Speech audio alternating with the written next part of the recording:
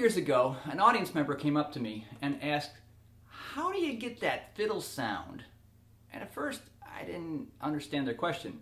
I thought they were asking me about what kind of strings I used, or whether my bridge had a special curvature to it, or something like some old-time fiddlers do. And we've eventually figured out that they were asking me about how I musically get the sound.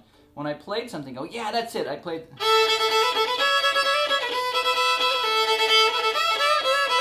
And they go, that's the sound, yeah, how do you do that? I thought it was quite simple. I thought it was kind of a strange question. It was so simple, but it was a good question. There's nothing wrong with good questions.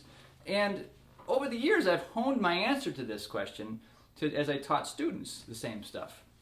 And I'll give you the secrets too. Now, if you play already, this should be fairly easy for you. I'll just explain it and you'll go home or pick up your fiddle and try it right away. If you're a beginner, you may want to have some more detailed lessons, and that will be on the fiddlejaminstitute.com site.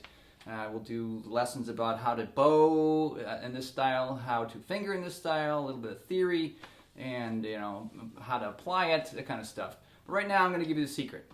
And the secret goes like this. It's very simple. To get that fiddling sound, all you do is play what you normally play with your fingered notes and add whatever open string is available that'll harmonize with the key that the song is in. Simple as that. I'll say it again. The fiddling sound is produced by playing what you normally play and throwing in open strings with it.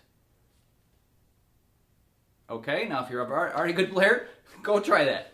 Now, if you want a little more description about it, it requires you to play double strings. So you got to tip your bow slightly different. Single strings have their own plane. Sorry, it's hard to do that and point at the camera.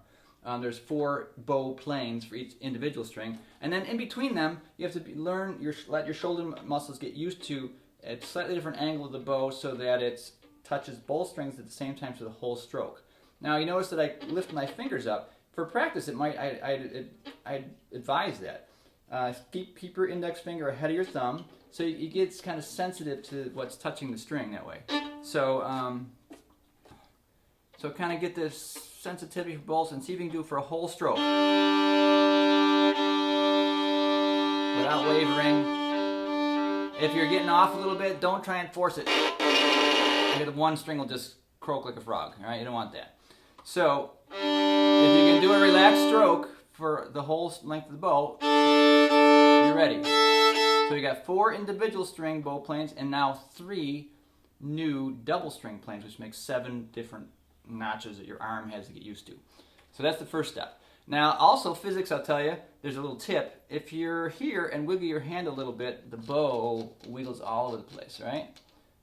If you're at the upper half of the bow and wiggle your hand just the same amount, about nothing happens. So being in the upper half of the bow is much more forgiving. So at first, stick in the upper half until you get a hang of it. The other thing you'll need to do is learn about the left hand portion of this. Like I said earlier, if you just finger your normal melodies,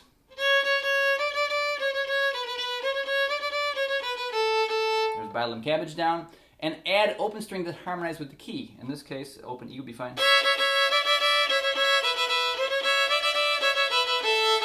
That's all there is to it, just throwing in open strings. Now, there's one little technical glitch to this. It's much easier to add these open strings are sometimes called drone strings. A drone string that's lower than the string you're fingering on. So, example, if I was fingering on the E string, I might throw in open A. And it's quite easy because there's nothing encumbering the A string.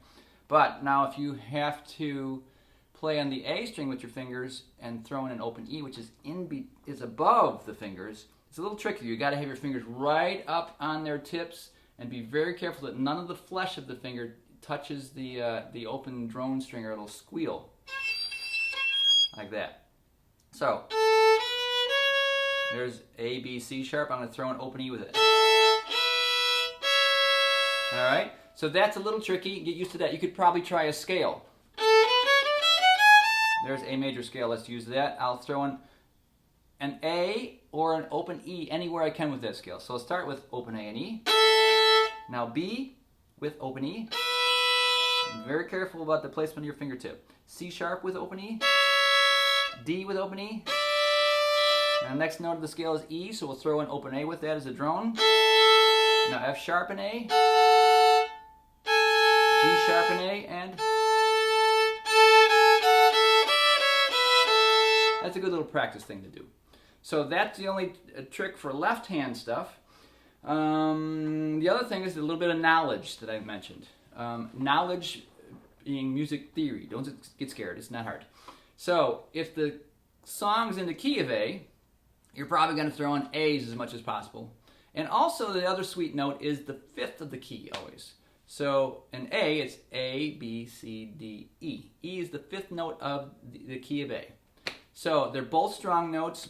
To add as drone strings, we happen to have an A and an E string on our fiddle, which is why so many fiddle tunes are in the key of A, if you notice that. If you're looking Fiddler's Fake Book or something, there's 500 tunes in there, and they're almost always in the key of A, D, G, or maybe E minor.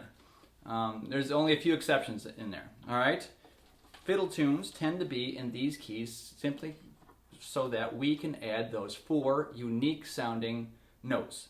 Now, there's about 80 other notes on the fiddle, or more, maybe 100 if you go up really high, to know, but they all require a finger except for these 4 unique ones. Now in classical music, we practiced for years trying to avoid this sound of that ringing, stringy, metallic note because it sticks out. But in fiddling, we embrace and celebrate those 4 unique notes, and sometimes we double them, we add them on, we do all kinds of crazy things with them. So that's the difference. That's that fiddling sound. So fiddlejam.com or fiddlejaminstitute.com. Hope to see you around.